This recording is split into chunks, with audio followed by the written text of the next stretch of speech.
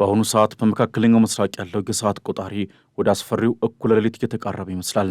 ዓለም እስትንፋሷን አፍና በከፍተኛ ድንጋጤ በምትጠባበቀው በዚህ የታሪክ ወቅትም የአሜሪካና የኢራን ፍጥጫ ሁሉንም ዲፕሎማሲያዊ ቀይ መስመሮች ጥሶ ወደ ለየለት የባሩድ ሲኦል ተቀይሯል።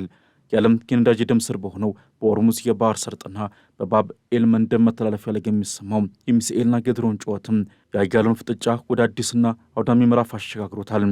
ፕሬዚደንት ዶናልድ ትራምፕ ታሪካዊ ስምምነት ላይ ደርሰናል በሚሉበትና በሌላ በኩል ደግሞ ኢራንን እናጠፋታለን በሚሉ ዛቻዎች መሃል በሚዋዥቁበት በዚህ ሰዓትም ቴሄራን ደግሞ አዲስ ወታደራዊ አመራር በመሰየም ለረጅም ጊዜ ለሚዘልቅ ጦርነትና ለዲፕሎማሲያዊ ፍልሚያ ራሷን እያዘጋጀች ነው። የዚህ አዲስ የውጥረት ማዕበል መነሻ የሆነው ባሳለፍነው ሰኔ ወር ላይ የተደረሰውና ለዓለም በትንሹም ቢሆን ፋታ አስገኝቶ የነበረው ያ ደካማው ጊዜ የተኩስ አቁም ስምምነት በአጭር ጊዜ ውስጥ መፍረሱ ነው። ስምምነቱ በሁሉም ግንባሮች ወታደራዊ እርምጃዎች በአስቸኳይ እንዲቆሙ የሚል ቢሆንም ትራምፕ ግን እንደ አውሮፓውያን አቆጣጠር ጁላይ 7 ስምምነቱ አብቅቶለታል ሲሉ፣ የኢራን የውጭ ጉዳይ ሚኒስቴር ደግሞ ከአንድ ሳምንት በኋላ ስምምነቱ መታገዱን መግለጹ ይታወሳል። አሜሪካ ኢራን በስምምነቱ መሰረት የሆርሙዝን የባህር ሰርጥ ለንግድ መርከቦች ክፍት አላደረገችም ስትል ትከሳለች። ቴሄራን በበኩሏ ዋሽንግተን በኢራን ወደቦች ላይ የጣለችውን የባህር ላይ እገዳ አላነሳችም፣ እንዲሁም የታገዱ የኢራን ንብረቶችን አልለቀቀችም በሚል አሜሪካ የገባችውን ቃል መጣሷን ትናገራለች። ይህ የመከራከር ድባብ ነው ዛሬ ላለው ፍጥጫ መንገድ የከፈተው። በዚህ ሳምንት መጀመሪያ ላይ የኢራኑ አዲሱ የበላይ መሪ አያቶላህ ሙጅተባ ካሚኒ 6 ከፍተኛ ወታደራዊ አዛዦችን መሾማቸው ለዓለም ትልቅ መልእክት ያስተላለፈ ክስተት ሆኗል። ሜጀር ጀኔራል አሊ አብዱላሂ የጦር ኃይሎች ጠቅላይ ኤታማዦር ሹም ሆነው ሲሰየሙ፣ ብሪጋዴር ጀኔራል አህመድ ቫሂዲ ደግሞ የኢራን እስላማዊ አብዮታዊ ዘብ IRGC አዛዥ ሆኖ ተሾሟል። ይህ ሹመት በተለይ ለዋሽንግተን አስደንጋጭ ሲሆን አዲሱ አመራሮች ለምዕራቢያን ጫና እጅ የማይሰጡና ጠንካራ አቋም ያላቸው በመሆናቸው ነው። ይበልጥ አነጋጋሪ የሆነው ግን የሞሰድ ረዛኢ የብሔራዊ ደህንነት ምክር ቤት ጸሐፊ ሆነው መሾማቸው ነው። ረዛኢ የቀድሞ አብዮታዊ ዘብ አዛዥ እንደመሆናቸው ወደ ስልጣን በመጡ በመጀመሪያው ቀን የሰጡት መግለጫ መላውን ዓለም በድንጋጤ አንቀጥቅጧል። ረዛኢ በግልጽ እንደተናገሩት አሜሪካ በኢራን ላይ የጣለችውን የባህር ላይ እገዳ እስካላነሳች፣ የታገደውን የኢራን ሀብት እስካለቀቀችና በጋዛና በሊባኖስ ላይ የሚካሄድ ጦርነት በአስቸኳይ እንዲቆም እስካላደረገች ድረስ የሆርሙዝ የባህር ሰርጥ ዝግ ሆኖ ይቆያል ብለዋል።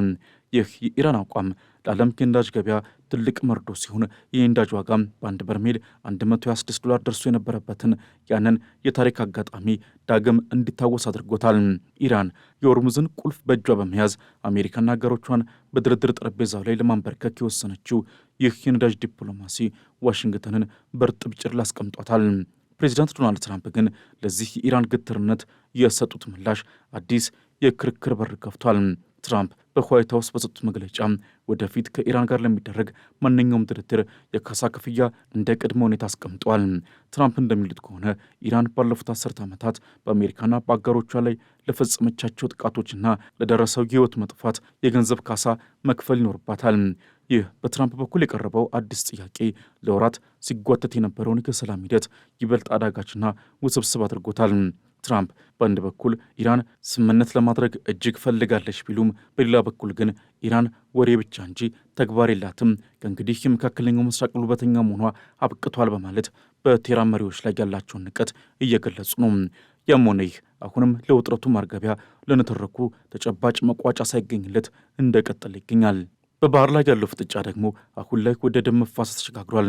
በትላንትናው ዕለት በየመን ደቡባዊ ባህር ጠረፍ በባብ ኤል መንደብ ሰርጥ አቅራቢያ ቲያማህ በተባለች የግብፅ የንግድ መርከብ ላይ በተሰነዘረ የሚሳኤል ጥቃት ቢያንስ 6 ሰዎች ሕይወታቸው አልፏል።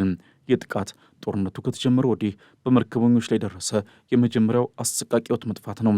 ምንም እንኳን የየመኑ ሁቲዎች ለጥቃቱ ኃላፊነት ቢወስዱም የየመን የባህር ጠረፍ ጠባቂዎች ግን ጥቃቱ የተፈጸመው ከሁቲዎች ቁጥጥር ስር ካሉ አካባቢዎች መሆኑን አረጋግጠዋል።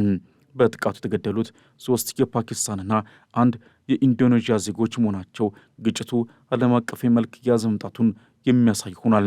ይህ በእንዲህ እንዳለ አሸማጋዋ ፓኪስታን የሰላሙን በር ለመክፈት አሁንም ከፍተኛ ጥረት እያደረገች ነው። የፓኪስታን የሀገር ውስጥ ጉዳይ ሚኒስትር ሞህሰን ናቅቪ ወደ ቴሄራን በመጓዝ ከኢራን የውጭ ጉዳይ ሚኒስትር አባስ አራግቺ ጋር መወያየታቸው ተሰምቷል።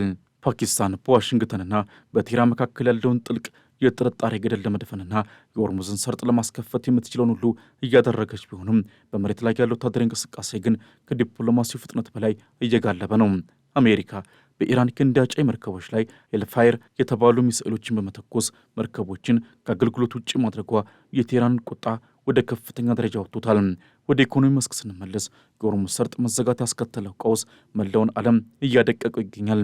የዓለም የነዳጅና የተፈጥሮ ጋዝ ፍላጎት 1/5 የሚያልፍበት ይህ ስልታዊ የውሃ መስመር አሁን ላይ በኢራን አፈሙዝ ስር ወድቆ ይገኛል።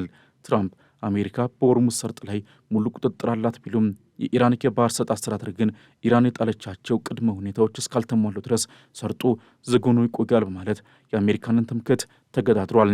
የነዳጅ ዋጋ መናር የአሜሪካውያንን እምነት ቁልቁል እያወረደው ሲሆን በመጪው የአጋማሽ የዳር ወር ምርጫ የሪፐብሊካን ፓርቲ ትልቅ ሽንፈት ሊገጥመው ይችላል የሚል ስጋትን ፈጥሯል። ኢራን አሁን ላይ የምትከተለው ስልት አሜሪካንን ብቻ ሳይሆን መላውን ዓለም ቀውስ ውስጥ የሚከት ነው። የኢራን አብዮታዊ ዘብ የነዳጅና የጋዝ አቅርቦት ወይ ለሁሉም ይሁን ካልሆነም ግን ለማንም አይሆንም በሚለው መመሪያው መሰረት ቀጠናውን አሁንም ወደ ለግለት ውጥረት እየመራው ቀጥሏል። ኢራን በባህሬን፣ በኩዌት፣ በኳታርና በሳውዲ አረቢያ የሚገኙ የአሜሪካን ወታደራዊ የጦር ሰፈሮች በሚሳኤልና በድሮን መምታቷን እያረጋገጠች ነው። ይህ በትክክልም ባህሬንና ኩዌት ነደዱ የሚያሰኝ ትዕይንት ነበረ። የኢራን የውጭ ጉዳይ ሚኒስትር ቃል አቀባይ እስማኤል ባቃይ ሀገራት ግዛታቸው ለሌላ አገር ወረራ እንዳይውል የመከላከል ሕጋዊ ግዴታ አለባቸው ማለት የገልፍ ሀገራትን ለአሜሪካ ወታደራዊ ኦፕሬሽን መተባበራቸውን ክፉኛ ኮንኗል። በየመን ደቡባዊ ባህር ጠረፍና በባብ ኤል መንደብ ሰርጥ አቅራቢያ ቲማሃህ በተባለችው የግብፅ የንግድ መርከብ ላይ የተፈጸመው ጥቃትም በመካከለኛው ምስራቅ ለወራት የዘለቀውን ጦርነት ወደ አዲስና እጅግ አደገኛ ምዕራፍ አሸጋግሮታል።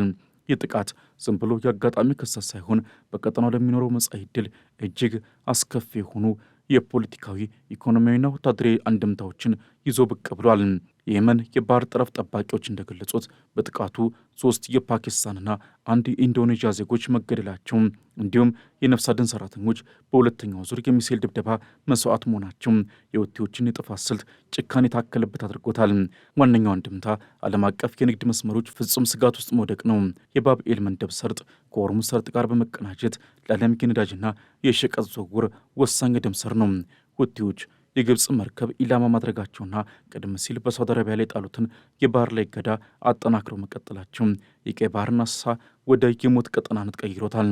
ይህ ሁኔታ የዓለም የኢንሹራንስ ኩባንያዎች በቀጠናው ለሚያልፉ መርከቦች የሚጠይቁትን ክፍያ በከፍተኛ ሁኔታ እንዲሰቅሉት የሚያደርግ ሲሆን ይህም በቀጥታ በዓለም ዙሪያ በሚገኙ ሸማቾች ላይ የኑሮ ውድነትና የሸቀጦች እጥረትን ያስከትላል።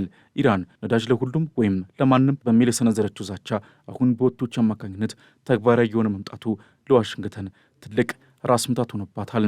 ይበልጥ አሳሳቢ አንድምታ የቀጠና ሀገራት ወደ ጦርነቱ መሳብ ነው።